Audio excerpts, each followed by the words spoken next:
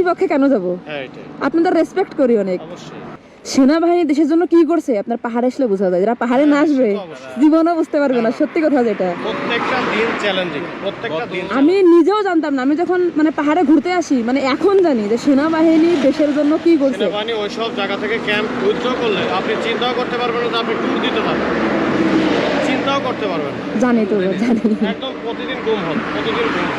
আপনি মন থেকে, আমি যদি বাংলাদেশের কোনো বাহিনীকে রেসপেক্ট করি সেটা বাংলাদেশ সেনাবাহিনী, মানে আগের থেকে সত্যি কথা যেটা ভাই আপনি সামনে বলে এটা একদম মন থেকে রেসপেক্ট করি। মানে আমরা যে পাহাড়ে প্রতিদিন যে কাজটা করি, এটা যদি কারো বলা যে পার ডে 5,000 টাকা দিব তাও সে কাজটা করবে।